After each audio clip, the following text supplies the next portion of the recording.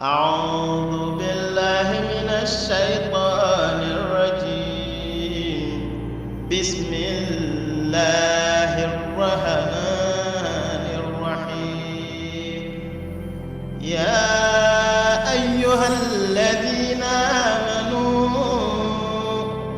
كتب عليكم الصيام كما كتب على الذين من قبلكم لعلكم تتقون.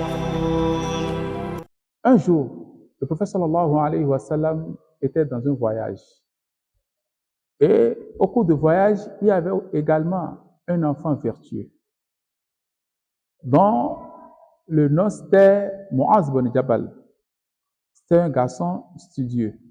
Les garçons au temps du prophète sallallahu alayhi wa sallam aimeraient aller à la quête de la connaissance, à la quête du savoir. Et quel savoir? Les savoirs utiles, les savoirs qui feront les sources de leur bonheur. Lorsqu'il était proche, courant le voyage du prophète sallallahu alayhi wa sallam, il lui a dit, Ya Rasulallah, ô messager d'Allah, akhbirni bi amalin, donne-moi une information dont j'ai besoin. Quelle est l'information? C'est l'œuvre, l'action, les pas que je vais poser dans ce bas monde, yudkhiluni al-jannah, qui me fera accéder au paradis. Wa yuba'iduni anin nar, et qui va m'éloigner totalement du feu de l'enfer. Qu'est-ce que le serviteur veut autre que ça? S'éloigner du feu de l'enfer, accéder au paradis. Alors, le prophète sallallahu alayhi wa sallam de lui dit, laqad sa'alta an azim, ce que tu as demandé, c'est grand, c'est vaste, c'est immense. Mais innahu yassirun liman ala man yassarahu Allahu alayhi. Ça devient facile pour quelqu'un à qui Allah subhanahu wa ta'ala l'a rendu facile. Quelle réponse le prophète sallallahu alayhi wa sallam a donné? Le prophète sallallahu alayhi wa sallam a dit, anta abudallaha wa la tushrika bihi shay'a. Que tu adores Allah et que tu ne lui associes quoi que ce soit. Aujourd'hui, nos actes d'adoration même sont remplis d'associations. On prie, on ne prie plus toujours pour Allah. On vient à la salade de vendredi uniquement pour montrer qu'on est musulman. Ou lorsqu'on commence par faire la salade, quelqu'un entre, on commence par adoucir la voix pour montrer. Non, aujourd'hui, nos actes d'adoration, pour la plupart, ne sont plus dissociés de l'association, ce qui est grave. C'est vrai, le cœur balance. Et c'est le cœur. Parfois, c'est difficile de le contrôler. Tantôt, il va à droite, tantôt, il va à gauche. Mais c'est au serviteur de le ramener à l'objectif initial, c'est-à-dire adorer Allah. Ne rien adorer en plus d'Allah, subhanahu wa ta'ala. Le prophète sallallahu alayhi wa sallam nous dit, innamal a'malu binniyat. Innamal a'malu binniyat. Toutes les œuvres ne valent que par les intentions. Alors, il faut purifier son intention. Le deuxième acte que le prophète sallallahu alayhi wa sallam a cité, que tu accomplisses régulièrement tes salats quotidiennes, les salats obligatoires. Zakat, que tu puisses t'acquitter de la zakat. Que tu jeûnes le mois de Ramadan. Et que tu fasses le pèlerinage à la Mecque. Après, le prophète sallallahu alayhi wa sallam dit à Mu'az bin Jabal, du fait qu'il a réalisé que ce garçon veut savoir, il le savait. Le prophète sallallahu alayhi wa sallam lui dit, Ala adulluk ala abwabil khayri kulli. Est-ce que tu voudrais que je t'indique la porte ou les portes de tout le bonheur? Mu'az bin Jabal dit, Bala ya Rasulallah, bien sûr que oui, oh messager d'Allah. Le prophète sallallahu alayhi wa sallam dit, As-sawmu junnatun. Et c'est sur ça que je voudrais m'arrêter pour ne plus continuer le hadith. Le prophète sallallahu alayhi wa sallam dit, As-sawmu, le jeûne, junnatun, est une protection. Lorsqu'on dit le jeûne est une protection, ça a tellement de signification, cette petite phrase. Le jeûne est une protection.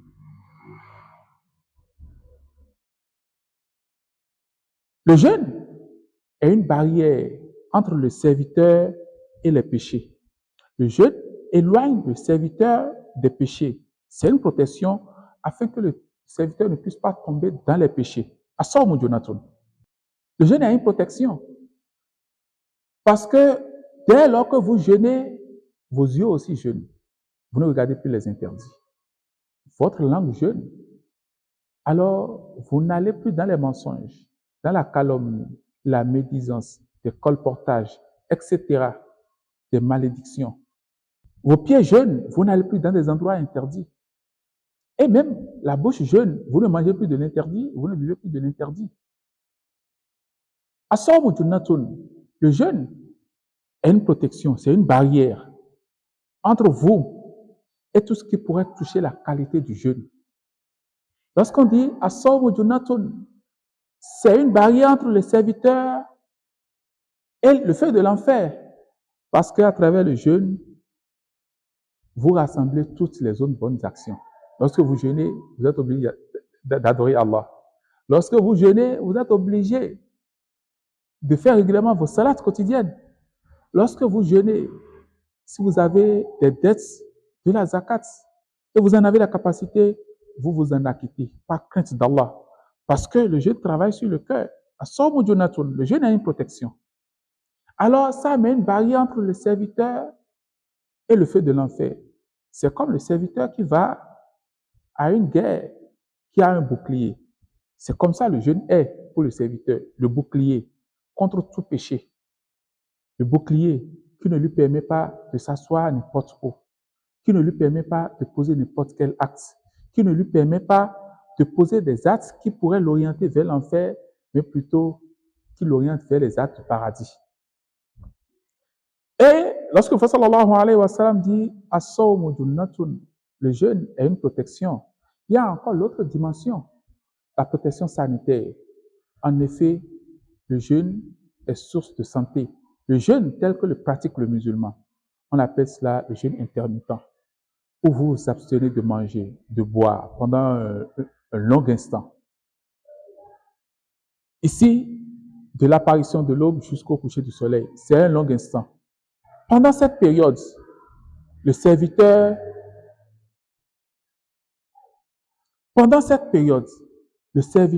est obligé de ne pas manger.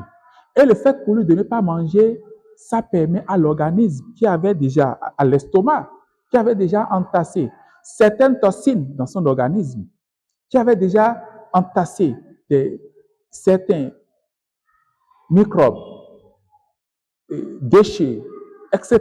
dans son organisme, à pouvoir les libérer. Et l'organisme a le temps de les digérer, de les traiter et de les envoyer hors de l'organisme à travers peut-être l'urine, la sueur ou la chie. As-sawmu junnatun. Ce qui fait que le jeûne permet aux serviteurs de guérir de ces maladies.